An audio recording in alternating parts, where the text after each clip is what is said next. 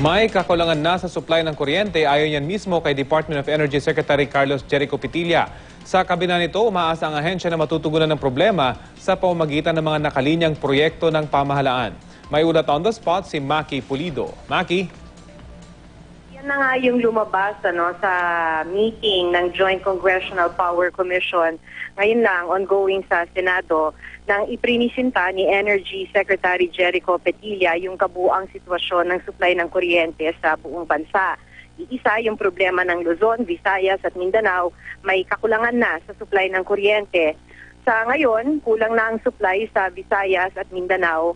Magsisimulang magkulang sa Luzon sa susunod na taon. Ang ibig sabihin lang naman pagka sinabing kulang, Rafi, ay mas higit pa yung demand o yung kailangang supply ng kuryente dun sa mismong supply na available para magamit ng mga consumers. Sa ngayon, sobra na yung demand sa Visayas ng 105 megawatts, may deficit din na sa taong 2015. Ganito rin ang Mindanao. Mas malaki lang yung deficit sa Mindanao, Rafi. Nasa 280 megawatts yung deficit ngayong taong 2014.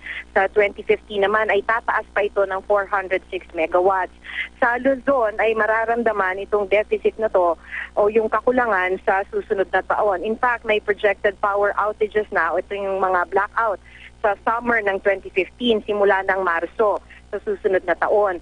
Umaasa na lang ang Department of Energy na matuloy yung mga proyektong magsusupply ng kuryente at karamihan nga rito ay mga coal power plants. Kaya pinagsabihan ng mga senador at kongresista ang Department of Energy at ERC na madaliin yung pag-process ng mga aplikasyon ng mga gustong magtayo ng supply ng kuryente. Rafi? Maraming salamat, Maki Pulido.